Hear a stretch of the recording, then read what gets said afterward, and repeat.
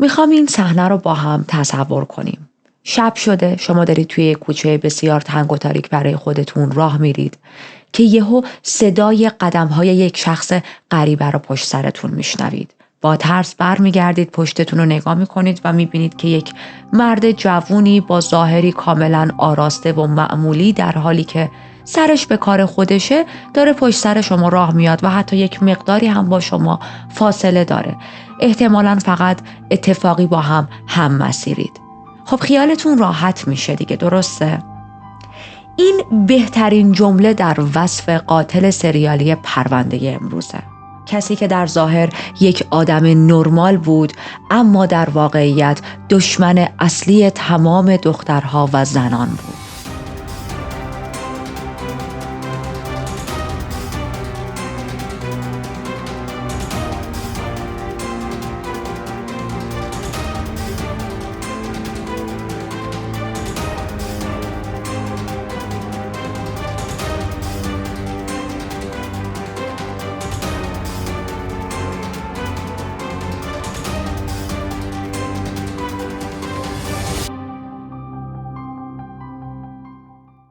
من ریتا هستم و در این چنل وارد دنیای جنایی میشیم، جایی که حقیقت عجیب‌تر از خیاله و مرز بین خوب و بد محو میشه. یادتون نره کانال رو همین الان سابسکرایب کنید و زنگوله کنارش رو هم بزنید تا از آپلود شدن ویدیوهای جدید مطلع شید. پرونده امروز در آمریکا اتفاق میفته، در ایالت اوهایو، یک روستایی به نام کریون.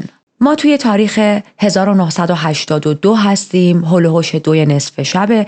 یک آقایی میره در خونه یه خانومی رو میزنه اون وقت شب و میگه که من ماشینم اون طرفتر خراب شده و نور نیست، به چراغ قوه نیاز دارم برای اینکه بتونم ماشینم رو تعمیر کنم. این خانوم باردار بود و به این آقا کمک میکنه، میگه باشه بهت چراغ قوه میدم. این آقای غریب چراغ قوه رو میگیره، تشکر میکنه، میره تا ماشینش رو فیکس کنه و یه چند دقیقه بعدش دوباره میاد در خونه این خانم رو میزنه. خانم در رو باز میکنه، این آقا بهش میگه که من نیاز دارم از تلفن استفاده کنم و خب ما هم داریم از دهه 80 صحبت میکنیم که آدم ها تلفن همراه ندارن و کلا تماس برقرار کردن به راحتی امروز نیست. میگه که من نیاز دارم یک تماسی بگیرم، میتونم، اجازه دارم وارد خونه‌ت شم و از تلفنت استفاده کنم؟ اولش این خانم نمیخواست این مرد غریبه رو راه بده، ولی بعدش که حرفای این آقا رو میشنوه با خودش میگه خب حالا بذار بیاد یه زنگی میزنه و میره. چون این آقا میگه که من هر چقدر تلاش کردم نتونستم ماشینم رو درست کنم و نمیتونم همینجوری ماشین رو تا صبح ول کنم، هوا سرده، اعتبار نمی کنم، یک تماسی باید بگیرم و یک کسی متخصص بیاد ماشینم رو درست کنه. این خانم پیش خودش میگه خیلی خب حالا میاد یه زنگ میزنه و میره دیگه. اما به محض اینکه اجازه ورود به این آقا رو به داخل خونش میده پشیمون میشه، چون این آقا بهش حمله میکنه. اما قرار نیست این قسمت پرونده مثل خیلی از حمله هایی که در پرونده های قبلی با هم بررسی کردیم جلو بره. از شانس بد این آقا، این خانم یک مأمور پلیس بود، دفاع شخصی بلد بود، میتونست که خیلی قوی مقابله کنه با شخص مهاجم و همین کار رو هم میکنه. شخص مهاجم وقتی میبینه که این خانم داره خیلی قشنگ فایت بک میکنه، میترسه، فرار میکنه و میره و آسیب زیاد و جدی به این خانم وارد نمیشه. این خانم به سرعت با همکارهاش تماس میگیره، خیلی سریع میان و کمتر از یک روز طول میکشه که موفق میشن مهاجم رو دستگیر کنن. حالا چجوری انقدر سریع تونستن تو دهه 80 مهاجم رو دستگیر کنن در حالی که نه CCTV وجود داشت و نه مثلا حالا یه سری از سیستم ها به پیشرفتگی امروز بود؟ خیلی ساده، خود اون مهاجم، خود اون آقا سوتی داده بود. برای این که اعتماد این خانم رو جلب کنه، همون اولاش که میخواست چراغ قوه بگیره و بهش بگه من میتونم بیام تو خونت از تلفنت استفاده کنم، برای اینکه اعتماد این خانم رو جلب کنه اسمش رو هم گفته بود به این خانم، اسم واقعیش رو گفته بود، بهش گفته بود که من توی یک مزرعه‌ای کار میکنم، این مزرعه تخم مرغ، اتفاقا مزرعه هم اطراف همین روستاست، ما یه جورایی مثلا با هم منطقه‌ای هستیم، هم شهری هستیم، یه همچین چیزی. و خب این خانم تمام این مشخصات رو به خاطر سپرده بود، برای همین خیلی سریع میتونن فرداش مهاجم رو پیدا کنن. این مهاجمی که ما ازش صحبت میکنیم قاتل سریالی امروز ماست و فکر میکنم تا الان هم تونستید حدس بزنید. به خاطر همین شغلی که داشت بعدها بهش یکی از لقب‌هایی که میدن اگمنه، یعنی مرد تخم مرغی. به هر حال دستگیرش میکنن، خودش به جرم حمله به اون خانم دستگیرش میکنن، خودش اعتراف میکنه، میگه که بله من یک لحظه از خودم بیخود شدم، به اون خانم حمله کردم. موضوع اینه که زمانی که دستگیرش کردن یک سری حمله های دیگه هم به افراد دیگه کرده بود، حمله هایی که حالا خیلی شدید نبود، منجر به اتفاقات خیلی بدجوری نشده بود، اما ازش شکایت شده بود و پلیس داشت تمام این حمله ها رو میدید. اما چیزی که پلیس ازش خبر نداشت این بود که حمله های این آدم، جرایم این آدم فقط به همین چیزا ختم نمیشه. جرائمش فقط شامل همین حمله های نیمه کاره اگر بگیم، ناقص، چون که میگم آسیبی به کسی وارد نکرده بود و فقط به خاطر حمله کردن ازش شکایت کرده بودن. جرائمش فقط شامل همین حمله ها نبود. در واقع این آدم یک قاتل سریالیه و خب به محض آزاد شدن قرار قتل های خیلی بیشتری رو مرتکب شه. این شخص مهاجم میگه که آره من به این خانم حمله کردم، اما من مشکل روانی دارم، من نتونستم جلوی خودم رو بگیرم و به خاطر این ادعایی که کرد قرار بود مینیمم 16 روز تحت نظر روانپزشک باشه تا حالا دادگاهاش شروع شه. میره 16 روز تحت نظر روانپزشک قرار میگیره. بعد از ارزیابی‌های روانی روانپزشکش میگه که بله این آدم دچار بیماری روانیه. این مرد مهاجم خودش دلیل مشکلات روانیش رو طلاق والدینش توی سال 81 میدونست، یعنی 1 سال قبل. میگه وقتی پارسال خانواده من از هم جدا شدن من به یک فروپاشی روانی رسیدم و خب ما الان در آگست سال 82 هستیم که این آدم به خاطر حمله به اون خانم پلیس که باردار هم بود حاضر شده. حکمی که قاضی بهش میده $1000 جریمه نقدی و 4 ماه زندان بود به خاطر این حمله. با وجود داشتن 3 مورد حمله توی سابقه کیفریش که عقب‌تر بهتون گفتم حمله های دیگه ای هم داشت. مهاجم بعد از مدتی آزاد شد، اون جریمه نقدی رو هم پرداخت کرد و حتی تحت نظر روانپزشک و پلیس هم قرار نگرفت. حالا الان این آدم از قبل بیشتر احساس قدرت میکنه، احساس اعتماد به نفس بیشتری میکنه و براش این الگو جا افتاده که ببین من این همه حمله کردم، 4 تا حمله کردم، 3 تاش دستگیر نشدم، تو یکیش دستگیر شدم، اونم یه چوس ماهی ما رو انداختن زندان و یه $10 هم جریممون کردن و حالا اومدم بیرون. پس من الان میتونم هر زنی که دلم میخواد رو تارگت قرار بدم. و خب این نشون دهنده ضعف و کوتاهی پلیس توی این کیس دیگه. یک موضوعی رو من باید در این پرونده منشن کنم. تعداد زنایی که قبل از دستگیری این آدم، قبل از حمله به اون خانم پلیس این آدم رو دستگیر کردن، مشخص نیست که به چند نفر این آدم تونسته حمله کنه، به چند نفر تجاوز کرده و چند نفر تونستن حالا مثلا ازش شکایت کنن، شکایتشون جدی گرفته نشده، یا از ترسشون اگر این آدم تهدیدشون کرده اصلا شکایت هم نکردن. واقعا ما نامبر دقیقی نداریم، اما میدونیم بار اولش نبوده وقتی به اون خانم پلیس باردار میخواست حمله کنه. میدونیم که چندین و چند بار به زنهای دیگه‌ای هم حمله کرده بوده، تجاوز کرده بوده. ما یک سری قربانی هایی داریم که توی منابع معتبر ثبت شده و من هم میخوام همین قربانی ها رو به ترتیب براتون بررسی کنم. اما خب چیزی که ما میدونیم، چیزی که مشخصه، اکثر قربانی های این قاتل، حالا قربانی هایی که زنده از این ماجرا، از این حمله ها و تجاوز ها بیرون اومدن، یا قربانی هایی که جونشون رو از دست دادن، اگر بگیم همشون نمیدونم، بیشترشون مثل اون خانم پلیس نبودن که بلد باشن از خودشون دفاع کنن، بلد باشن که چه رفتاری انجام بدن و متاسفانه یا آسیب‌های شدید فیزیکی دیدن، همیشه با این آسیب‌ها زنده موندن، و یا خیلیاشون مثل اسامی که الان میخوام بهتون بدم جونشون رو از دست دادن. بریم سراغ اولین قربانیمون، یک زنی به نام زانگ ناگ تو که یک خانم 25 ساله‌ایه و توی می 81 به قتل رسید. یک مقدار از زانگ بیشتر براتون بگم. زانگ یه دانشجوی ویتنامی بود که توی دانشگاه در حال درس خوندن بود. دقیقاً همون دانشگاهی تحصیل میکرد که قاتل هم همونجا داشت درس میخوند. زانگ دانشجوی بسیار باهوش و با پشتکاری بود و شب قتلش هم مشغول درس خوندن توی یکی از بیلدینگ‌های دانشگاه بود. از قضا، از شانس بد زانگ، قاتل هم توی همون بیلدینگ بود. زانگ توی سال 1969 به همراه خانواده‌اش از ویتنام به آمریکا مهاجرت کردند. پدرش اقتصاددان بود و برای شغل جدیدی که توی یک بانک اینترنشنال در آمریکا بهش داده بودن مجبور شد که به آمریکا مهاجرت کنه. خب این شغل خوبی بود، شرایطش خوب بود، درآمد نسبتاً خوبی داشت و این میشه که با کل خانواده میان به آمریکا. از همون بچگی زانگ دختر بسیار آروم، باهوش و پر احساسی بود. وقتی به دبیرستان رفت همه به تلاش و استعدادش افتخار میکردن. همه میگفتن که زانگ اگر همین تلاشهاش رو، همین استعدادش رو در مسیر درست پیش ببره حتما آینده درخشانی داره. با معدل بسیار عالی فارغ التحصیل شد از دبیرستان و به سرعت تونست توی کالج خوب شروع به درس خوندن کنه.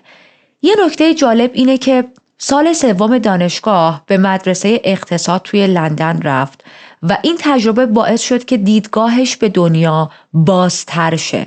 زانگ همیشه دنبال این بود که به دیگران کمک کنه، حالتی به اصطلاح ما میگیم طرف دنیا دیده شده. حتی برای بچه‌های بی سرپرست نامه مینوشت و از راه دور ازشون حمایت میکرد. اگر نمیتونست این حمایت رو به صورت حمایت مالی نگه داره، تلاش میکرد فیزیکی گاهی براشون وقت بذاره. حتی اگر فیزیکی هم نمیتونست وقت بذاره، از طریق نامه تلاش میکرد باشون در ارتباط باشه تا یه مقدار منتالی حالشون رو بهتر کنه، اوقات فراغتشون رو بتونه پر کنه. وقتی که به دانشگاه رفت تا تحصیلات تکمیلیش رو توی رشته اقتصاد کشاورزی ادامه بده، هدف اصلیش این بود که بعد از تمام شدن درسش یه روزی دوباره به ویتنام برگرده و برای پیشرفت کشورش کاری انجام بده. زمانی که زانگ به قتل رسید خیلی دیر وقت بود، نصف شب بود و هیچ کس به جز زانگ و اون قاتل توی بیلدینگ حضور نداشتن. واسه همین هیچ کس نمیفهمه که یک نفر داره به زانگ حمله میکنه و داره جونش رو میگیره. جسد زانگ 12 می سال 81 پیدا شد، اما نه توی همون بیلدینگ دانشگاه. جسدش توی دره نزدیک دانشگاه پیدا شد، چند روز بعد از به قتل رسیدنش، زمانی که دوست داشت، زمانی که بقیه همکلاسیاش یا استاداش فهمیدن که از زانگ خبری نیست، متوجه شدن که این مفقودین بیخبر بودن، یک چیز نرمال نیست، میافتن دنبالش پیداش کنن. چون همونطوری که گفتم زانگ خیلی دختر باهوشی بود، خیلی ریسپانسیبیلیتی قبول میکرد، امکان نداشت سر کلاساش انقدر طولانی و پشت سر هم چند روز مثلا حاضر نشه. شروع میکنن گشتن دنبالش و متاسفانه جسدش رو توی یک دره‌ای که نزدیک همون دانشگاه بود پیدا میکنن. اولش همه فکر میکردن که زانگ خودکشی کرده، از اون دره خودش رو انداخته پایین تا جون خودش رو بگیره، چون اون دره به دره خودکشی دانشجوها معروف بود. خیلی از دانشجوها متاسفانه به خاطر حالا فشار مهاجرت، به خاطر فشار تحصیل، به خاطر فشارهای مالی یا هر موضوع دیگه‌ای میرفتن لب اون پرتگاه و خودشون رو پرت میکردن پایین. این موضوع جدیدی نبود، بار اولی نبود که یک جسد توی اون دره پیدا میکردن. اما بعد از اینکه میرن پایین دره، جسد زانگ رو میارن بالا و بررسی میکنن، میبینن که نه، زانگ خودکشی نکرده. زانگ به طرز وحشیانه‌ای به قتل رسیده. این چیزهایی که دارن روی جسد زانگ میبینن نشونه پرت شدن از مثلا حالا یک مسافتی که خیلی هم مسافتش زیاد نبوده نیست. کاملا از جسد زانگ پزشک این رو فهمید که اول به زانگ تجاوز شده، مورد تجاوز قرار گرفته و بعد هم توسط خفگی جونش رو از دست داده و در انتها قاتل جسد رو آورده از اون دره پرت کرده پایین. روزها و هفته‌ها و حتی ماه‌ها از پرونده زانگ میگذره. نمیتونن هیچ مظنونی پیدا کنن. قاتل که هیچی، حتی به مظنونی هم نزدیک نمیشن و پروندهش تبدیل میشه به کولد کیس. حالا اینجا یک موضوع جالبی رو بهتون بگم. قاتل توی این اولین قتلی که انجام داده، این الان اولین قتل قاتله، به قبلش حمله های خیلی زیادی داشته اما هیچ کدوم منجر به قتل نشده بود تا زانگ بیچاره که به قتل رسوندش. بعد از این قتل خیلی ترسیده بود و تا چندین و چند روز مدام فکر خودکشی توی سرش داشت. راه میرفت، راه‌های مختلف خودکشی رو برای خودش بررسی میکرد اما جسارت کافی رو نداشت برای اینکه جون بیارزش خودش رو بگیره. به جاش میگه که من به خودم قول میدم دیگه هیچ قتلی انجام ندم و این اولین و آخرین قتل من باشه. اگر که جایی احساس نیاز پیدا کردم برم همون حمله کنم، که خب ما میدونیم این قول به خودش هم یک چیز چرت و پرته و ما قربانی های بیشتری داریم تا براتون معرفی کنم.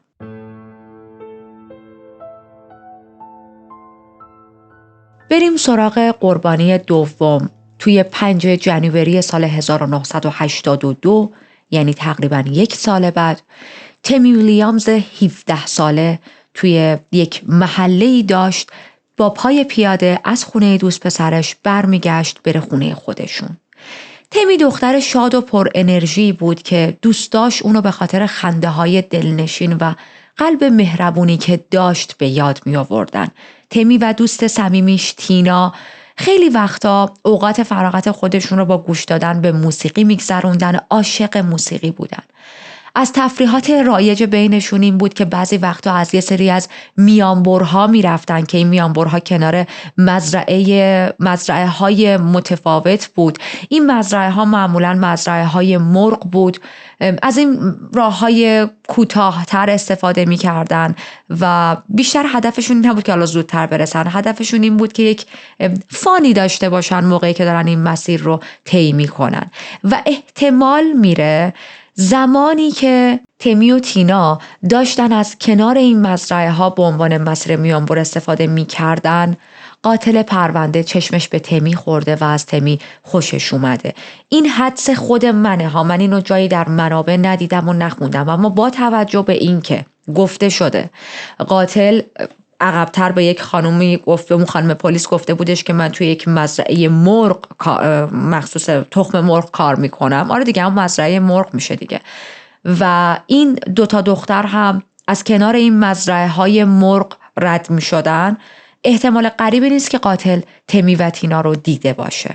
جسد تمی در حالی که به شدت مورد تجاوز قرار گرفته بود و خفه شده بود، با فاصله بسیار کمی از محلی که اون روز داشت ازش پیاده عبور میکرد پیدا شد. مزرعه خانوادگی قاتل هم توی فاصله 1 مایلی از جایی بود که تمی به قتل رسیده. پس این هم باز ما رو به اون احتمال که قاتل تمی رو مدتی میدید و زیر نظر داشت نزدیک تر میکنه. به علاوه این که ما گفتیم الان دومین قتل قاتله و خب با توجه به شناختی که از قاتل‌های سریالی داریم، توی قتل‌های اول و دوم و سوم معمولاً جسارت خیلی کمتری دارن تا قتل‌های بعدیشون. معمولاً تلاش میکنن چندین و چند وقت قربانی رو مد نظر نگه دارن، هی رصدش کنن، یهو به یکی حمله نکنن، اول تمام جوانب رو بسنجن و بعد حمله کنن. نکته بسیار ناراحت کننده راجع به قتل تمی این بود که جسدش بعد از بیشتر 2 سال که گذشته بود پیدا شد. در طی این 2 سال خورده‌ای پدر و مادرش خیلی عذاب کشیدن، خیلی اذیت شدن. تمام این مدت سخت در جستجوی این بودن که بتونن تنها فرزندشون تمی رو پیدا کنن، اما در نهایت هم متوجه میشن که تمی زنده نیست و جسدش رو میبینن. بریم سراغ قربانی سوممون. اول مارچ 82 آخرین روزی بود که پاولا پررا زنده دیده شد. پاولا 16 ساله بود و داستان پاولا بین بقیه قربانی ها برای من خیلی دردناک تر بود و بیایید تا بهتون بگم. گفتیم که پاولا 16 سال است.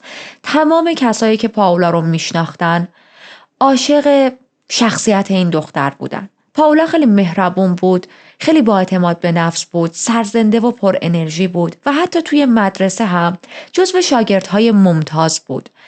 دایره دوستاش زیاد بود، بزرگ بود، توی کلیسا خیلی فعالیت داشت، فعال بود. میخوام بگم تا یک زمانی زندگی پاولا نه تنها مثل خیلی از همسن و سالهای خودش نبود، بلکه خیلی شادتر و عالیتر بود. اما از یه جایی به بعد اواسط سن نوجوانیش مشکلاتی توی زندگیش شروع شد که تمام مدت پاولا داشت باشون دست و پنجه نرم میکرد. این مشکلات از دعواها و اختلافهای خانوادگی توی زندگی پاولا هم به وجود اومده بود. مادر و پدرش با هم شدیداً مشکل داشتن، تمام مدت دعوا میکردن و از یه جایی به بعد مشکلات داخل خونه برای پاولا دیگه غیر قابل تحمل شده بود. اونقدری که یک بار تلاش میکنه یک عالمه قرص بخوره تا جون خودش رو بگیره، اما موفق نمیشه. یعنی ما پاولا رو میبینیم که دوران کودکی و تا اواسط نوجوانیش بسیار همه چیز عالی بود، اما یهو از یه جایی به بعد همه چیز تو زندگیش تغییر میکنه به خاطر مشکلات خانوادگی. یه روز توی مسیر رفتن به مدرسه بود با همون اتوبوس مدرسه که یکی از همکلاسیاش توی اتوبوس خودکشی پاولا رو سوژه میکنه و شروع میکنه مسخرش کردن، بولی کردنش.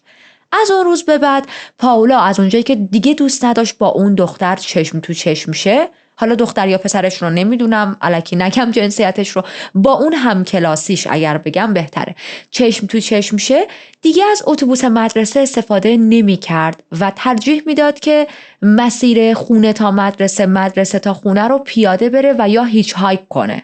پاولا یک دوست پسری هم داشت، رابطهشون رابطه خوبی بود، خیلی همو دوست داشتن و این دوست پسرش خیلی مخالف این کار بود. بارها از پاولا خواهش کرده بود که هیچ هایک نکن، هیچ هایکینگ خیلی کار پرخطریه، ولی پاولا تمام مدت ایگنور میکرد، میگفتش که نه، نگران نباش، من میدونم باید سوار چه ماشین هایشم و خدا فقط آدمهای خوب رو سر راه من قرار میده، فقط آدمهای خوب منو سوار میکنن.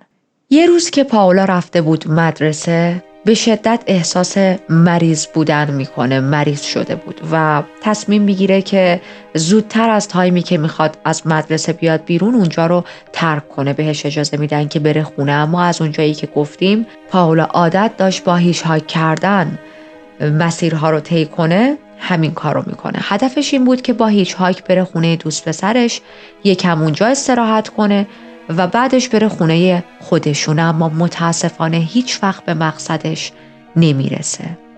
18 روز از مفقودی پاولا میگذره که جسدش رو توی یه زمین کشاورزی که بلا استفاده مونده بود پیدا میکنن. به پاولا هم از واژن و هم از مقعد تجاوز خیلی شدیدی شده بود و در نهایت مشخص بود که در اثر خفگی به قتل رسیده. با وجود تلاش‌های پلیس برای پیدا کردن قاتل پاولا، پرونده‌اش به مدت 2 دهه حل نشده باقی موند. قربانی بعدی دبرا اسمیت تیلر بود که متاسفانه اطلاعاتی از دبرا و زندگی شخصیش در منابع موجود نبود. من خیلی گشتم اما هیچ چیزی پیدا نکردم. توی 15 جون 82 بنزین ماشین دبرا که 23 سالش بود در اون خط زمانی و همسرش تموم میشه.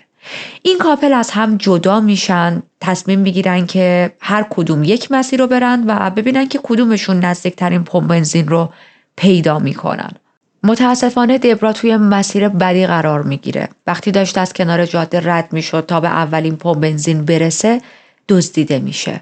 شخص مهاجم شخص آدم رو با میدزدتش، بهش شدیداً تجاوز میکنه و در نهایت هم در اثر خفگی جون دبرا رو میگیره. 4 ماه از مفقودی دبرا میگذره تا اینکه یک دونده‌ای که داشت توی همون منطقه میدوید یه سری اسکلت و بقایای جسد پیدا میکنه. پلیس رو خبر میکنه و وقتی پلیس میاد متوجه میشه جسد متعلق به دبراییه که 4 ماه پیش گم شده. بریم سراغ قربانی بعدی، رابین استیونسکی. توی 19 نوامبر سال 83 رابین که 19 سالش بود توی یک مسیری در حال هیچ هایک کردن بود. متاسفانه از رابین هم اطلاعات زیادی موجود نبود در رابطه با زندگی شخصیش، کودکیش و یا حتی روابطش. رابین بعد از اون تاریخ، یعنی بعد از 19 نوامبر ناپدید میشه. دیگه هیچ کس ازش خبر نداشت تا اینکه یک هفته بعد چند تا دونده جسد رابین رو نزدیک یک بیمارستان محلی توی همون شهر پیدا میکنن. نمیدونم من عقب‌تر اسم شهری که رابین داخلش بود و گم میشه رو ذکر کردم یا نه. شهر نورویچ، اگر که ذکر نکردم گفتم که بگم. به رابین هم تجاوز شده بود و بعدش خفه شده بود. رابین توی رشته 2 میدانی مهارت خیلی زیادی داشت و آمادگی جسمانی خیلی بالایی هم داشت، از آمادگی جسمانی خوبی برخوردار بود. به خاطر همین خیلی برای خانواده و دوستاش سخت بود وقتی که شنیدن رابینی که چند وقت مفقود شده بعدش به قتل رسیده، جسدش رو پیدا کردن. تصورشون از رابین این بود رابین که انقدر از نظر فیزیکی آماده است و دونده خوبی بوده شاید بهتر از بقیه مثلا میتونست فرار کنه از دست قاتل، اما متاسفانه باز هم نتونسته و قاتل بهش غلبه کرده که خب البته خیلی ربط نداره. ما افرادی رو دیدیم که اصلا چه میدونم کاراته کار بودن، مثلا رزمی کار بودن، باز هم به قتل رسیدن. تا یه حدی این مسائل میتونه جلوی حمله های شدید رو بگیره. مادر رابین توی روز تانکسگیوینگ قرار میشه که بره و جسد دخترش رو شناسایی کنه، ببینه آیا هم هویتش متعلق به دخترش هست یا نه. و خب این خیلی تلخه دیگه. فکر میکنم از اون به بعد تمام روزهای تانکسگیوینگ برای مادر رابین مثل کابوس بود و با بدترین خاطرات از روزهای تانکسگیوینگ هر سال یاد میکرد. کاراگاه‌ها به خاطر شباهت‌های بین قتل رابین، تمی و دبرا تازه اینجا میفهمن که این 3 تا قتل رو باید با هم کانکت کنن. الگوهاشون خیلی شبیه همه. قاتل به همه قربانی‌ها از واژن و مقعد به طرز وحشیانه‌ای تجاوز میکرد و بعد اونا رو از گردن خفه میکرد. جسد قربانی‌ها در حالی پیدا میشد که صورتشون رو به زمین قرار داشت. پلیس مطمئن شده بود که با یک قاتل سریالی طرفه، اما مدارک کمی برای جلو بردن پرونده و پیدا کردن قاتل در دسترس بود. بریم به یک شنبه 2 اپریل سال 84. با 2 تا دوست صمیمی آشنا شیم. 2 تا دختری که 14 سالشونه. اسم یکیشون اپریل برونیزه، اسم اون یکی لزلی شلی. این 2 تا دوست صمیمی تمام مدت وقتاشون رو با هم میگذروندن و اون روز هم یعنی یک شنبه 2 اپریل داشتن از سینما برمیگشتن. رفته بودن فیلم دیده بودن، میخواستن برن خونه یکی دیگه از دوستاشون. از این 2 تا دختر هم اطلاعات خیلی محدودی وجود داشت و ما چیز زیادی از گذشتهشون نمیدونیم. یه چیزی رو بهتون بگم، میدونم که این سوال خیلی وقتا تو پرونده ها پیش میاد که حالا چرا انقدر اطلاعات از بعضی از قربانی ها محدوده؟ چند تا دلیل وجود داره. اولین دلیل این که وقتی صحبت از پرونده های جنایی میشه گاهی این حقیقت تلخ به وجود میاد که قربانی ها بین سایه قاتل گم میشن. در واقع کسی که زندگیش رو از دست داده، کسی که زندگیش نابود شده، اون شخص قربانیه. اما همه از قاتل صحبت میکنن. همه از کسی صحبت میکنن که جنایات هولناک رو انجام داده، در حالی که باید اتفاقا از قربانی بیشتر صحبت شه. یکی از دلایلی که من تلاش میکنم آخر پرونده ها چند ثانیه راجع به قربانی ها صحبت کنم همینه، چون باور من اینه این کمترین کاریه که ما میتونیم انجام بدیم. دلیل بعدیش مدل عملکرد رسانه هاست. زوم میکنن روی شخص قاتل و دنبال یک چیزی هن که جنجال براشون به وجود بیاره دیگه. این که مثلا بخوام برن راجع به زندگی مقتول بگن شاید خیلی جنجال خاصی واسه شون به وجود نیاره، خیلی به فروش تیتراژشون نرسن، اما اگر راجع به قاتل مثلا یک آدم دیوونه، وحشی، روانی، سایکوپت هرچی صحبت کنن فروششون خیلی بیشتر میشه. قاتل زنجیره‌ای بوده، انگیزه هاش چیا بوده، جنایتش چجوری بوده یا جنایاتش چجوری بوده، حالا قاتل چه الگوی رفتاری داشته، گذشته‌اش چی بوده، هی قاتل قاتل قاتل. اینا چیزایی هستن که بیشتر تیتر میزنن. اما قربانی ها چطور؟ قربانی ها معمولا فقط یک اسم کوتاهن توی یه لیست، انگار که اصلا زندگیشون قبل از اینکه جونشون گرفته شه اهمیت زیادی نداشته. مشکل بعدی گذر زمانه. قتل هایی که مثلا مثل الان تو پرونده امروز داره تو دهه 80 اتفاق میفته مال زمانیه که اینترنت وجود نداره، اطلاعات به راحتی امروز قابل دسترس نیست، به راحتی امروز ثبت و ضبط نمیشه. معمولا همه اخبار رو توی گزارش‌های محلی ثبت می‌کردن و خب اونجوری به اون طریق، مثلا طریق روزنامه ها یا حالا توی رسانه ها و اینا در دسترس عموم قرار می گرفت که خب بعد از مدتی تمام این منابع نمیمونه دیگه، بعضیاش از بین میره و وقتی توی سالهایی مثل الان که مثلا ما 2025 هستیم داریم به این اخبار برمیگردیم، به اون روزها برمیگردیم، خیلی اطلاعات کاملی نداریم و خیلی لیمیتد اینفورمیشنز، خیلی محدوده. مورد آخر اینه که همه خانواده ها وقتی یک عزیزی رو از دست میدن دوست ندارن تمام دنیا بیاد و راجع به زندگی خصوصی مثلا عزیزشون، فرزندشون، همسرشون، حالا هر کس بفهمه، اطلاعاتی به دست بیاره. دوست ندارن زندگیشون یا زندگی عزیزشون زیر و روش برای همه دنیا. بعضی از خانواده ها ترجیح میدن که سکوت کنن، خیلی حرف نزنن و زندگی از دست رفته عزیزشون به اصطلاح خوراک تیتر اول اخبارها نشه. نتیجه چی میشه؟ وقتی به قربانی ها میرسیم فقط یه سری اسم باقی میمونن. یه دختر 14 ساله که شاید عاشق شعر بود، یه پسر 19 ساله که مثلا رویای موسیقی داشت. جزئیات زندگیشون، خاطراتشون، چیزهایی که اونها رو به انسانهای خاصی تبدیل میکرد انگار توی تاریکی و فراموشی گم میشن. و این یکی از پوینت هاییه که پرونده های جنایی رو میتونه تلختر کنه. جنایت نه تنها زندگی ها رو میگیره بلکه خاطرات و داستان های اون زندگی ها رو هم از بین میبره. به هر حال برگردیم به داستان. گفتم این موضوع رو بهتون توضیح بدم. قاتل این دوتا دوست صمیمی رو، دوتا دختر رو میبینه، بهشون پیشنهاد میده که سوار ماشین من شید تا به مقصدی که میخوایم برسید، خونه اون یکی دوستتون، برسونمتون. اپریل و لزلی یه ذره دو به شک بودن، ولی خب هدفشون این بود که میگم با هیچ هایک کردن برسن خونه دوستشون دیگه. و بعد از یه ذره حالا صحبت کردن با هم دیگه میگن به سوار شیم، این آدم خیلی قیافه این آدم غریبه خیلی موجهه، به نظر مرد خوبی میاد. سوار ماشین این آدم میشن و یک گس استیشنی اونجا بود که لزلی و اپریل از راننده خواسته بودن ما رو دم این گس استیشن پیاده کن، ما همونجا دیگه میخوایم پیاده شیم.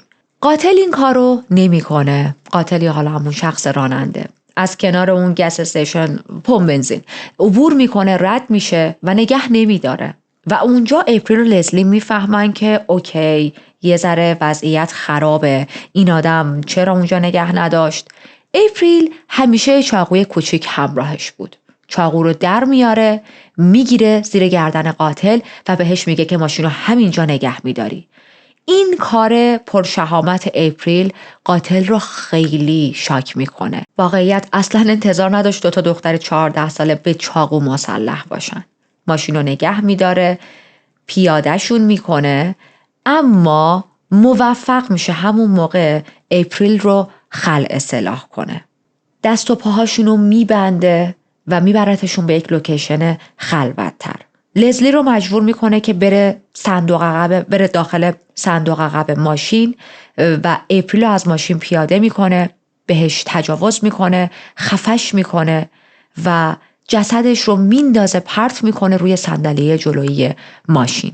بعدش میره در صندوق عقب رو باز میکنه، لزلی رو از صندوق عقب بیرون میاره و با گریه بهش میگه که خیلی متاسفم ولی باید تو رو هم بکشم. خود قاتل بعدها میگه هدف من این نبود که لزلی رو بکشم، خفه کنم، ولی مجبور بودم به خاطر اینکه اگر این کار رو نمیکردم لزلی صورت من رو دیده بود، من رو شناسایی میکرد. جسد اپریل و لزلی 2 ماه بعد از قتلشون پیدا میشه.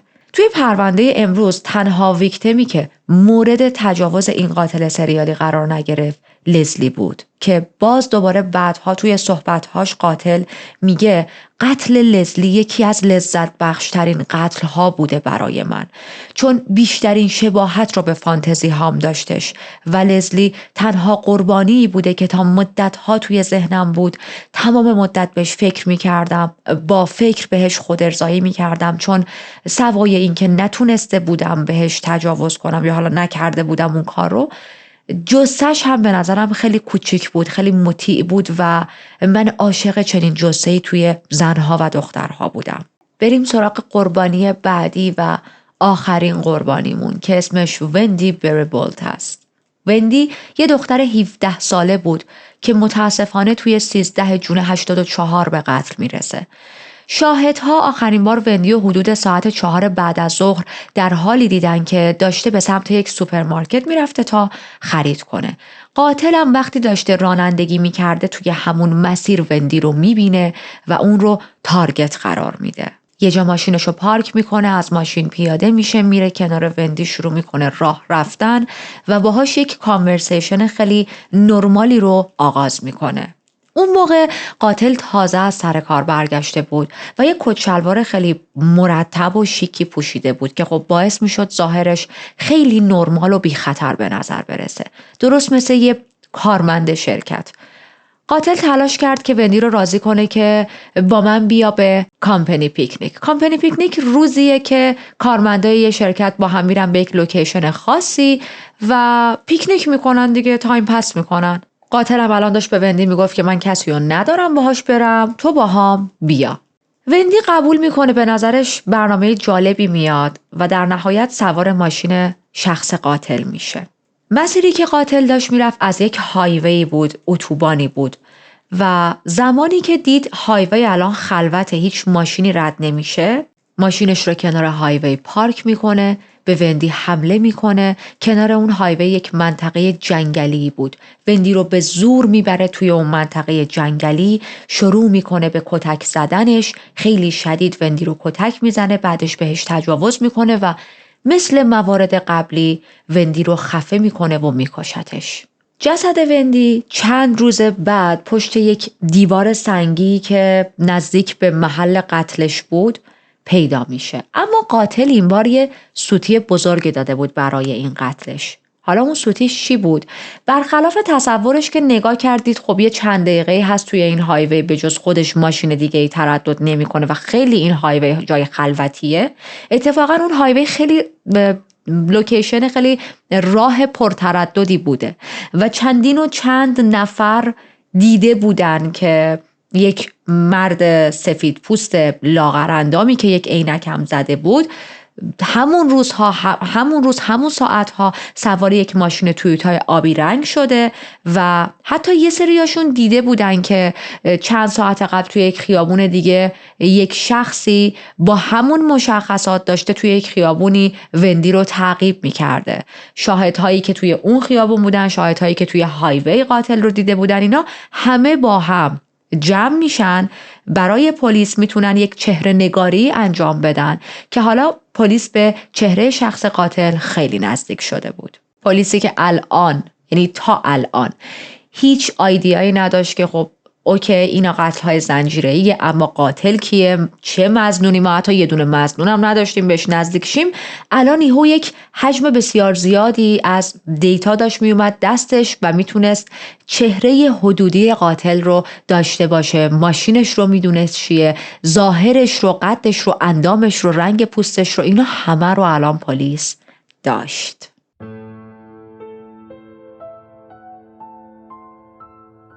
درسته که ما گفتیم پلیس هیچ مظنونی نداشت، اما خب یه سری احتمالات هم داده بودن و بیایید این احتمالات رو بهتون بگم. کارآگاهی که داشت روی این پرونده کار میکرد، روی این قتل‌های زنجیره‌ای که هیچ مظنونی هم براش وجود نداره، یک باوری داشت، یک اعتقادی داشت.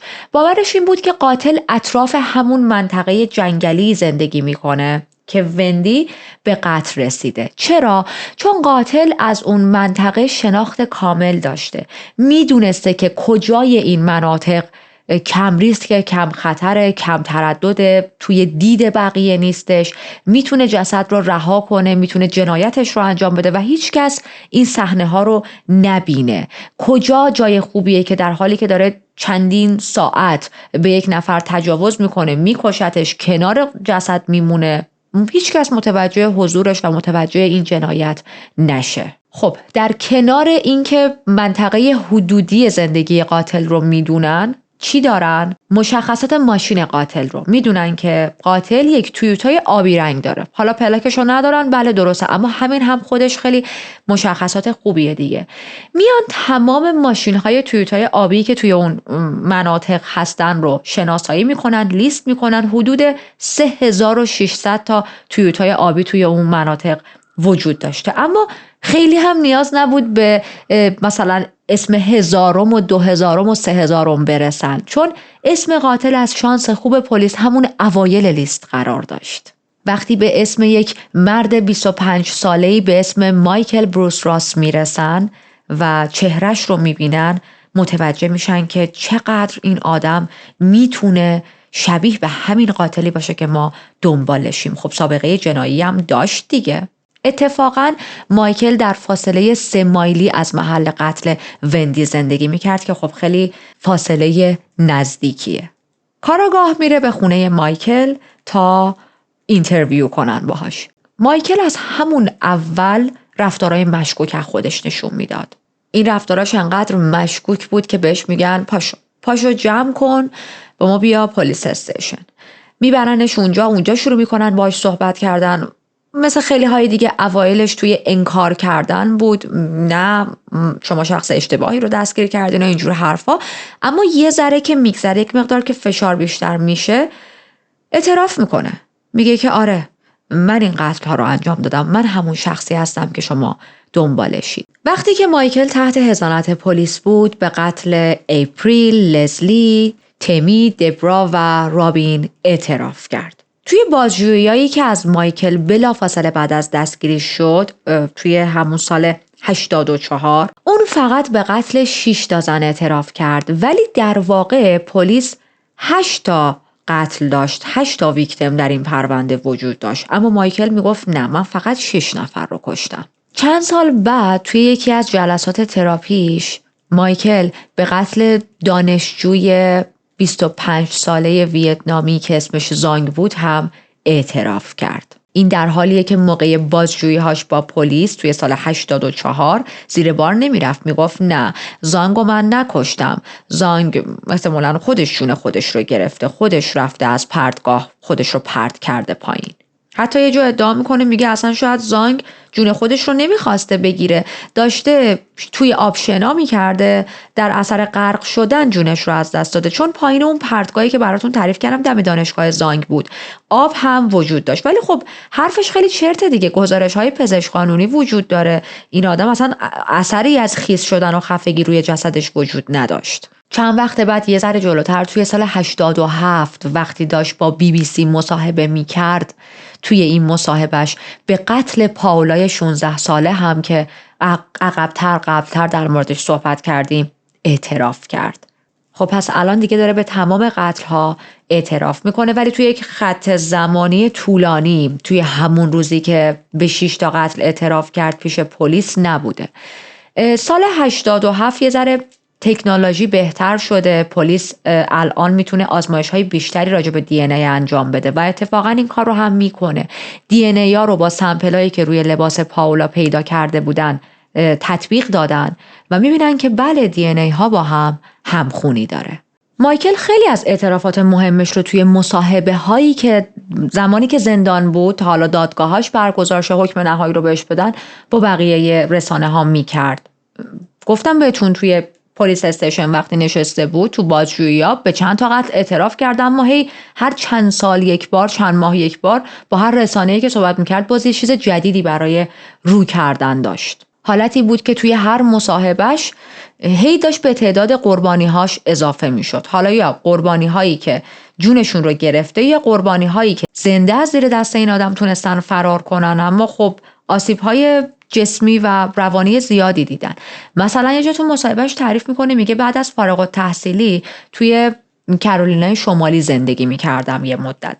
یه روز دوست دخترم اومده بود خونم تا منو ببینه و این دیدار ما دیدار خوبی نبود، با هم بحثمون شد و با دعوا دوست دختر من رو ترک کرد.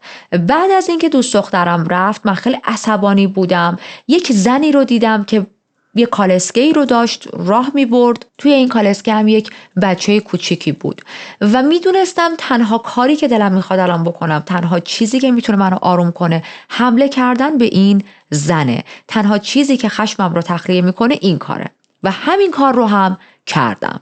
به این خانم حمله میکنه، تهدیدش میکنه که اگر مقاومت کنی، اگر فریاد بزنی، اگر نذاری من تجاوزم رو انجام بدم، سر نوزادتو میکوبونم به دیوار و نوزادت، کودکت میمیره. خب این خانم طبیعتاً هیچ مقاومتی نمیکنه به خاطر اینکه جون نوزادش رو بتونه زنده نگه داره. مایکل تجاوزش رو میکنه و بعدش به این خانم حمله میکنه، خفش میکنه و همونجا رهاش میکنه. مدیری که مایکل توی مصاحبهش با یکی از همین کانال‌های خبرگزاری و اینا داشت صحبت میکرد، حالتی بود که آره من اون خانومم کشتم، من یک خانومی رو کشتم که یک نوزادی داشت. ولی واقعیت اینه که اون خانوم نمرده بود.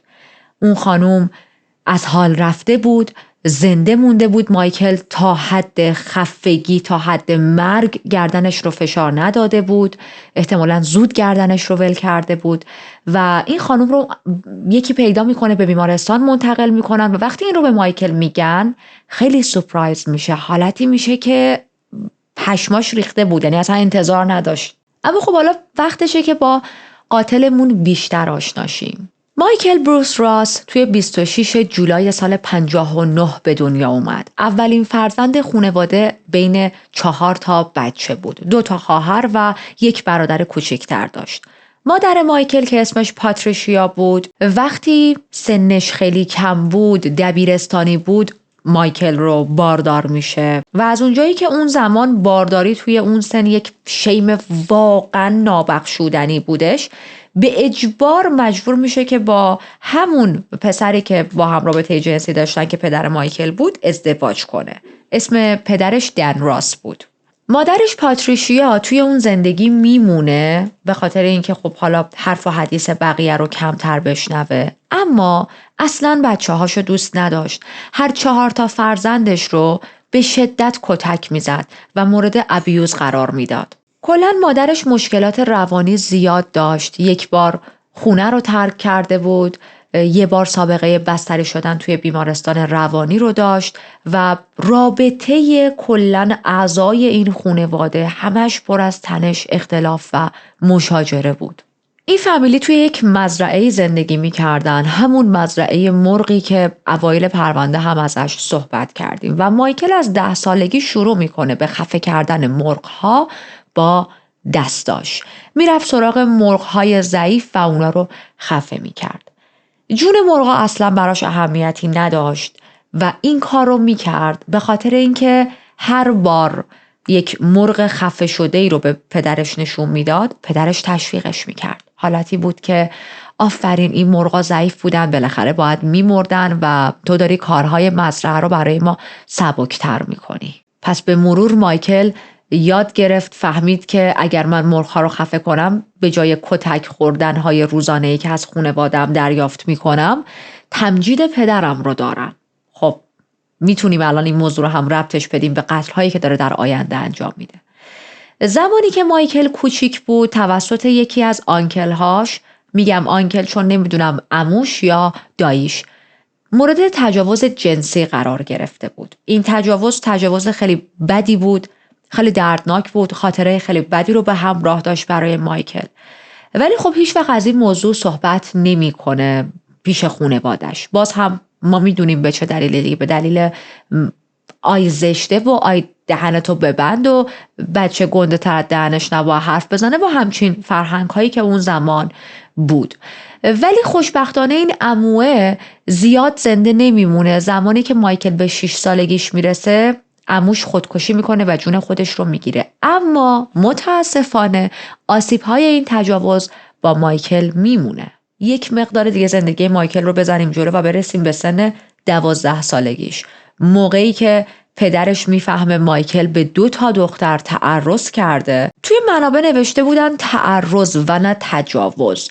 معلوم نیست حالا چه جوری بهشون حمله کرده، چی کار کرده، جزئیات خیلی گفته نشده، برای همین منم اطلاعات زیادی ندارم. اما خب گوکاری کرده دیگه، عامیانه بخوایم بگیم. و پدرش وقتی این موضوع رو میفهمه به شدت مایکل رو کتک میزنه. یه چیز راجع به کتک خوردنهای مایکل هم بهتون بگم، شاید جالب باشه بشنوید. کتک خوردنش اینطوری بود که مادرش تعیین میکرد که کدوم بچه چه میزان با چه وسیله‌ای، با دست، با وسیله چجوری، چقدر باید کتک بخوره. انگار یه دستورالعمل، مثلا آشپزی، ساختن یه کاردستی چیزی. و پدرشون این کتک ها رو میزد. یعنی اینطوری بود که مادرش مثلا میومد میگفت اوکی با کمربند 20 تا ضربه مثلا به کمر مایکل بزن، به مثلا باسنش بزن، هرچی. و پدره وای میستاد و این دستورالعمل رو اجرا میکرد. آیکیوی مایکل ضریب 155 بود و خب هوش بالایی داره دیگه. اتفاقا با نمره‌های درخشانی هم با وجود این شرایطی که افتضاح بودن قدم تو خانواده‌شون از دبیرستان فارغ التحصیل میشه و حالتی بود که توی هر دانشگاهی در نیویورک میتونست بره اپلای کنه و با در باز قبولش میکردن. میره توی یک دانشگاهی در نیویورک توی رشته اقتصاد. همزمان که داشت درس میخون توی یک شرکت بیمه هم کار پیدا میکنه و زمان قتل وندی به همین کار مشغول بود و گفتم که داشت از سر کار برمیگشت، کت شلوار پوشیده بود و خیلی ظاهرش مرتب و آراسته بود. مایکل توی بازجویی‌ها گفتش که من با بدن قربانی ها مثل یه زباله رفتار می کردم و فقط دنبال برآورده کردن نیازهای جنسی خودم بودم. میگه بعضی وقتا موقعی که داشته قربانی ها رو خفه می کرده و خیلی زیاد روی زمین وول می خوردن، تکون می خوردن، مایکل یه چند لحظه دستشو از روی گلوشون بر می داشته و وقتی تکونشون کمتر می شد دوباره شروع می کرده به خفه کردنشون و خیلی به این متدش افتخار می کرده. به خاطر این کاری که میکرده پزشکی قانونی وقتی اجساد رو معاینه میکرد چندین و چند جای مختلف جای کبودی میدید. مثلا دور گردن قربانی ها یه دونه جای کبودی نبود، چند تا جای کبودی بود و این موضوع تا مدت زیادی برای پزشکی قانونی و پلیس ها باعث تعجب بود که چرا چند تا جای خفگی روی بدن قربانی ها وجود داره. بعدها که مایکل میفهمه این کارش باعث تعجب پزشک ها شده بوده، گیجشون کرده بوده، خیلی خوشحال میشه که مثلا ببین من چه روش ناب و تکی داشتم، من سالها پزشک ها و پلیس ها رو گیج کرده بودم. توی صحبتاش میگه قاتلای سریالی معمولا میرن قربانی ها رو خفه میکنن چون خب خیلی سریعه دیگه، این روش خیلی سریعه، حالا یا قبلش به قربانی تجاوز میکنن یا بعدش. ولی من روشی که انتخاب کردم یک روش خاصی بود و باعث میشد یک کانکشن بیشتری بین من و قربانی ها برقرار بشه. میگه که من به قربانی هم خیلی رو راست میگفتم که من میخوام به تجاوز کنم، پس بهتره که مقاومت نکنی، بذاری کار من تموم شه و بعدش هم خب دیگه حالا هر کی میره پی زندگی خودش. معمولا اکثر مواقع قربانی ها وقتی اینو میشنیدن کمتر تقلا میکردن. بهشون دستور میدادم که روی زمین به شکم دراز بکشن و حتی بهشون میگفتم ببین الان برای اینکه کمتر تقلا کنی، چون در طی این تجاوز ممکنه که دردت بیاد، آسیب ببینی، دست و پاتو میخوام ببندم، دست و پاتو میبندم، به تجاوز میکنم، بعدش میرم. این حرفا باعث میشد که قربانی ها در طی این پروسه تلخ تجاوز تمام مدت امیدوار باشن که جون سالم به در میبرن و بالاخره دست و پامون بعد این تجاوز باز میشه. اما این اتفاق نمیافتاد. بعد از اینکه مایکل تجاوزش تموم میشد میشست روی قربانی ها، از پشت خفشون میکرد و اونا رو میکشت. تمام مدت به قربانی ها امید میداد که شما نجات پیدا میکنید، شما زنده میمونید و بعد از اینکه کارش تموم میشد توی یک لحظه تمام امید قربانی ها رو ازشون میگرفت. مایکل از دیدن وحشت کردن قربانی ها و تقلا کردن هاشون لذت میبرد. میگه که ویژگی های ظاهری قربانی ها اصلاً برام مهم نبود. حتی اگر بلافاصله بعد از قتل ازم میخواستن که صورت مقتولتو توصیف کن، به خاطر اینکه اصلا صورت برام مهم نبود، اصلا ظاهرشون برام اهمیتی نداشت و اصلا بهشون توجه زیادی نکرده بودم، نمیتونستم دقیق و با جزئیات این کارو بکنم. خیلی حرفه ها، یعنی تو حتی 5 دقیقه بعد از قتل میومدن بهت میگفتن که خب صورت قربانی چه شکلی بود، نمیدونستی، هیچ ایده‌ای نداشتی شخصی که همین 5 دقیقه پیش جونش رو گرفتی ظاهرش چی بوده. میگه که همیشه دخترهایی رو هدف قرار میدادم که احساس میکردم آسیب پذیرترن. میدیدم که تنها دارن راه میرن، پیاده ان، حالا مثلا سنشون کمه، جثه‌شون کوچیکه. حتی توی 2 تا قربانی‌هاش با هم دوست بودن دیگه، 2 تایی با هم بودن، ولی چون سنشون کم بود، جثه‌شون کوچیک بود، مایکل حالتی بود که اوکی من یه نفری از پس این 2 تا برمیام. میگه از لحظه‌ای که یک زن یا دختر رو به عنوان تارگتم انتخاب می‌کردم، میدونستم که اون زن دیگه شانس زنده موندن در این دنیا رو نداره. میگه از اینکه زنا رو استاک می‌کردم، ترسی که توی چشماشون می‌دیدم رو تماشا می‌کردم، خیلی لذت می‌بردم. از دیدن وحشتشون واقعا لذت می‌بردم. مایکل با چند تا روانپزشک صحبت کرد و گفتش که از نظر خودش بیماری‌های روانیش از دوران کودکیش شروع شده. زمانی که حتی به بلوغ نرسیده بود، اما فانتزی‌هایی توی ذهنش داشت، فانتزی‌هایی که فکر نمی‌کنم همه توی ذهنشون توی اون سن داشته باشن. حالا این فانتزی‌ها چی بوده؟ فانتزی‌ای که ازشون حرف می‌زده. میگه فانتزی این بود که زنا رو بدزدم، کیدنپ کنم و بعد از اینکه دزدیده شدن و حبسشون کردم یه جا، این زنا بعد یه مدت عاشق من می‌شدن و دیگه بعد از مدتی نمیتونستن منو ترک کنن، اینقدر که به من وابسته بودن. فانتزی تجاوز کردن به زنها هم از دوران دانشگاهش شروع شد. بعد از ارزیابی هایی که روانپزشک ها از مایکل داشتن میفهمن که اون مبتلا به سادیسم جنسیه، یعنی از این که به آدم ها توی رابطه جنسی درد روانی و فیزیکی میده بسیار لذت میبره. از نظر روانپزشک ها 2 تا چیز خیلی اصلی بود توی قتل های مایکل توی دوران کودکیش. یکیش همون تجاوزی بود که توسط آنکلش بهش صورت گرفته بود، چون الگویی بود که داشت دیگه رو قربانی‌هاش هم پیاده می‌کرد. و دومیش ارتباط خیلی بدی بود که مایکل تمام مدت با مادرش داشت و باعث شده بود در کنار اون نیاز جنسی به زنان یک تنفری هم از زنها داشته باشه، چون هیچ وقت نتونسته بود توی زندگیش با مادرش، با خواهرهاش، حتی با دوست دخترهایی که به مرور توی زندگیش می اومدن رابطه خوب و صمیمانه‌ای برقرار کنه. وقتی که پلیس با همون زمان با دوست دخترهاش صحبت میکنه، اونا هم میگن مثلا حالتی بودن که مایکل بدترین دوست پسری بوده که ما تا الان داشتیم. علاوه بر اینا روانپزشکا اعلام کردن که مایکل اختلال هورمونی هم داشته. مایکل خودش میگه میدونستم کارام اشتباهن، میدونستم نباید انجام بدم، ولی با این حال بارها و بارها انجام میدادم، چون که نمیتونستم جلوی خودم رو بگیرم، هیچ کنترلی واقعا روی خودم نداشتم. بعد از انجام جرماش از فکر کردن مداوم به فانتزی های بیمارگونش خیلی به سطوح جنسی می اومد، حالتی که مثلا خودارضایی می کرد، اما بعدش به سرعت به این فکر می کرد که من چقدر آدم لجنیم و افکار خودکشی می اومد سراغش، ولی خب هیچ وقتم خودکشی نمی کرد. یه سریال تلویزیونی بریتانیایی ساختن در مورد قاتل‌های سریالی که توی سال 95 مثلا وجود داشتن. حالا من خودم سریال رو ندیدم و فقط راجبش خوندم، اما شخصیت مایکل هم یک رولی داشت در اون سریال. همه قاتل‌ها به جز مایکل توی اون سریال نیکنیم داشتن.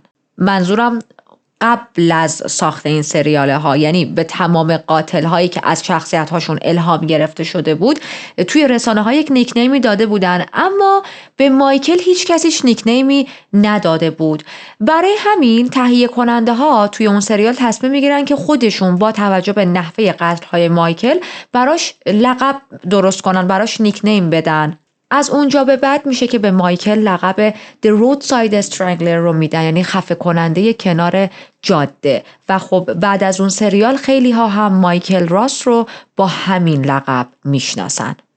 اینم بهتون بگم قبل از اینکه بریم تا به حکمش با هم بپردازیم، بعد از دستگیریش توی دقیقا همون سال 84 به یک کاتولیک خیلی معتقد تبدیل میشه. تمام مدت با کشیش‌های مختلف ملاقات میکرده، خیلی رو میاره به مذهب، خیلی راجع به کتاب‌های آسمانی و این چیزا مطالعات داشته. حتی با یک خانومی ازدواج میکنه و حالا بعدش ازدواج که نامزد میکنن، بعدش از هم بعد چند وقت جدا میشن و کلا توی زندان و اینا فعالیت‌های مذهبیش خیلی پررنگ میشه.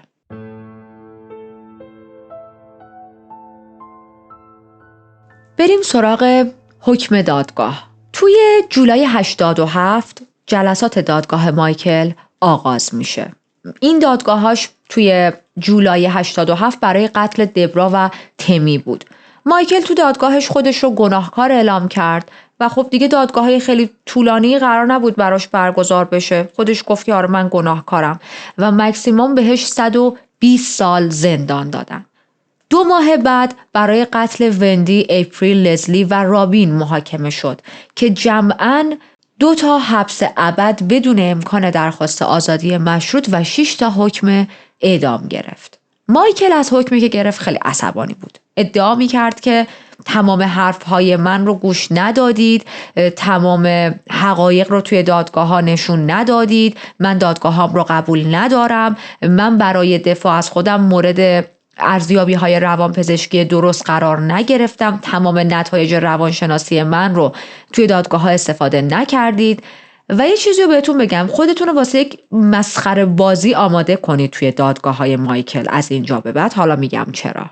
تجدید نظر میزنه، پروندهش به دادگاه عالی فرستاده میشه. توی جولای 94 قرار میشه که قاضی یک ارزیابی دیگه ای انجام بده روی مسائل روانشناختی مایکل. این کار رو میکنن، میبینن که خب بله این آدم توسط روانپزشکا گفته شده که مشکل روانی هم داره، بیمار روانیه و قرار میشه دوباره یک دادگاه دیگه ای براش برگزار شه، یک حکم جدیدی بهش بدن. حالا اینجا کدوم خط زمانی ما هستیم؟ جایی هستیم که مایکل داره با BBC مصاحبه انجام میده، مصاحبه های طولانی، اینترویو داره و داره اعترافات جدیدی میکنه و اینجا خود مایکل به این باور رسیده که من یک هیولام و حقم اینه که بمیرم، نباید در این دنیا زندگی کنم. پس چی کار میکنه؟ در حالی که میخوان براش حکم جدید صادر کنن، دوباره داره نامه بازی میکنه با دادستان و قاضی و اینجور آدم ها در ارتباطه که بگه بابا لطفاً به من همون حکم اعدام رو بدید، من پشیمون شدم، من نباید تو این دنیا نفس بکشم. تا اینکه ما رسیدیم به 11 مارچ 98. دادستانی با این حکم موافق بود، این متن رو امضا میکنه، میگه که بله اوکی باشه میتونی بمیری. اما یکی از قاضی هایی که خیلی مقامش هم بالا بود مخالف بود، میگفتش که اعدام توی این ایالت برخلاف قانون اساسیه و مایکل باید صبر کنه تا دادگاه های رسمیش آغاز شه، ببینه توی دادگاه ها چه حکمی میگیره. پس محاکمه مجدد مایکل توی اپریل سال 1999 شروع شد. دقیقاً همون موقع که محاکمه های جدیدش شروع شد، دوباره مایکل نظرش عوض شد. حالتی بود که نه من پشیمون شدم، من زندگی رو دوست دارم، نمیخوام بمیرم. دادستانی به مدت 3 روز توی دادگاه مشغول پرزنت کردن پرونده مایکل بودن و از صحبت‌هایی که خود مایکل توی اون اینترویوش با BBC داشته بر علیهش استفاده کردن. میگن که این آدم توی صحبت‌هاش با افتخار بیان میکنه که من قاتل سریالیم، خودش گفته که از جرم‌هام لذت میبردم، با غرور به این موضوع اشاره میکرد که بله من یک قاتل سریالیم. حتی یه سری از اون مصاحبه هاش رو توی دادگاه پخش میکنن. پدر مایکل خیلی مایکل رو ساپورت میکرد، میگفتش که بذارید مایکل زنده بمونه، زندش بیشتر به دردتون میخوره، میتونید روش تحقیق و بررسی انجام بدید، ریسرچ کنید روش، شاید حضور زنده مایکل در زمینه جرم شناسی بتونه مفید باشه. اما بالاخره روز 6 اپریل سال 2000 به مایکل حکمی که بعد از این همه بازی در آوردن میدن، حکم اعدام بود و مایکل اینطوری بود که نه من نمیخوام بمیرم و دوباره تجدید نظر میزنه روی این حکمش. حالا درخواستش چی بود؟ میگفتش که من میام خودم رو توی قتل درجه 1 گناهکار اعلام میکنم، به من بین 8 تا 25 سال زندان بدید، چشم. و از زندان اومدی بیرون برات خونه در اختیارت قرار میدیم، ماشین برات میگیریم، شغل بهت میدیم، مثلا سالی 3-4 بار سفر از سمت گاورمنت میفرستیمت، چیز دیگه هم خواستی توی ویش لیستت بنویس، حتما مد نظر قرارش میدیم. پلیس فکر میکرد با خودش که واقعا الان خیلی اهمیتی نداره این آدم رسما بیان کنه توی دادگاهاش که من تمام این قتل ها رو انجام دادم نه، چون هی بازی در می آورد دیگه. هی یه جا میگفت آره من 6 نفر رو کشتم، یه جا من 8 نفر رو کشتم، دوباره یه جا میگفت نه من نمیدونم 3 تاشون اشتباهه.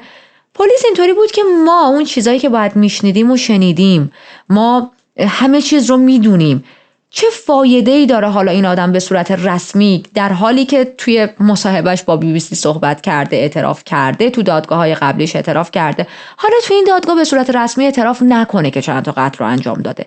مهم نیستش که. به علاوه اینکه هر باری که هی این تجدید نظر میزد، دادگاه‌های جدید براش برگزار میشد، محاکمه جدید دوباره انجام بشه، حکم جدید بدن، یعنی زخم‌های خانواده قربانی‌ها هم داشت هی باز میشد.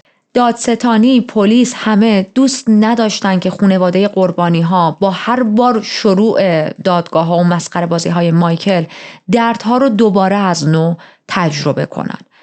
در آخر مایکل راس توی تاریخ 13 می 2005 یعنی 18 سال بعد از دستگیریش، ببینید چقدر بازی در آورد این آدم، چون هر تجدید نظری که میزنه مثلا چند سال طول میکشه تا بررسی شه دیگه، یه پروسه 1-2 هفته یا چند ماه نیستش که. 18 سال بعد از دستگیریش با تزریق سم توی زندان اعدام شد. ایالتی که توش مایکل رو اعدام کردن اسمش کنتیکت بود. بعد از 45 سال اولین اعدام بود که انجام شده بود داخلش. قبل از مایکل آخرین باری که حکم اعدام توی این ایالت اجرا شده بود سال 1960 بود.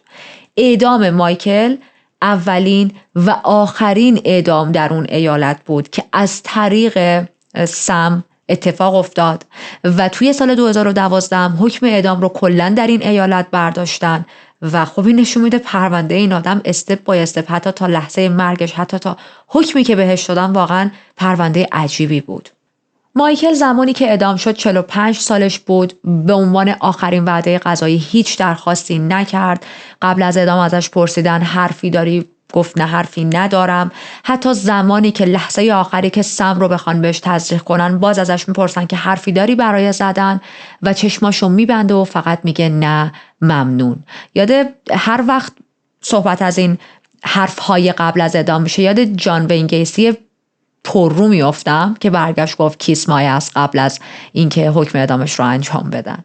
کشیشی که با مایکل اون زمان صمیمی شده بود بعد از مردن مایکل میگه که مایکل خیلی مذهبی شده بود، تمام مدت خیلی دعا میکرد و به این باور رسیده بود که من بعد از اعدامم مستقیم درهای بهشت برام باز میشه و میخوام فشت برم مثلا پیش خدا و بعد از مرگ جایگاه بهتری رو دارم تا الانی که دارم در این دنیا زندگی میکنم. شاید برای همین مثلا هیچ حرفی برای زدن نداشت و خیلی ریلکس با مرگش برخورد کرد. خانواده بعضی از قربانی ها اومدن که اعدام مایکل رو تماشا کنن، بعضیا نه نیومدن. ساعت 2:25 صبح مرگ مایکل اعلام شد و جسدش رو هم توی یک آرامگاهی که همون اطراف بود در اون ایالت، یک آرامگاه خیلی پرتی بود، دفن کردن.